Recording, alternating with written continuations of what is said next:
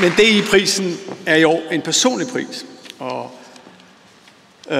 DI hylder den person, som brænder for at hjælpe mennesker, for hvem livet ikke nødvendigvis har været snorlige.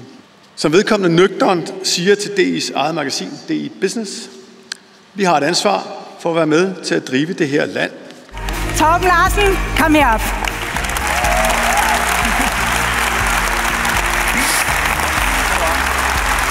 Vinder af DI-prisen 2023.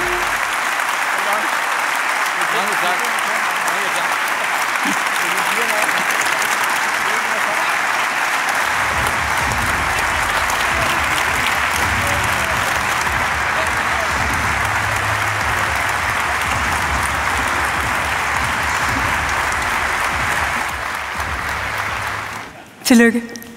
Tusind tak. Har du genfundet talens brug? Ja tak. Det plejer jo at fungere. Ja, men du blev lidt mundlam der.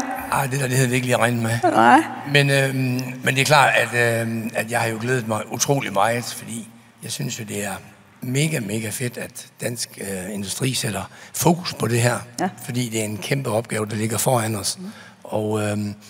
Og derfor så synes jeg jo i det her forum med så mange, skal vi sige, beslutningstagere her, så er det jo alle tiders mulighed for at fortælle den her historie om, at vi har alle de her unge mennesker.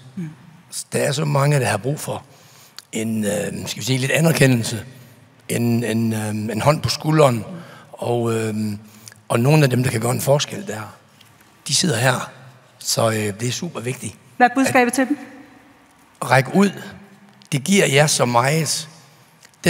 Den selvforståelse, vi har i virksomheden, den rummelighed, den accept af hinanden, og det her fælles værdisæt, man får omkring mennesker, når man gør det her, det er utrolig stærkt i hverdagen. Tak. Giv lige vinder af DI-prisen 2023 endnu en hånd. Torben Larsen, giv med stil.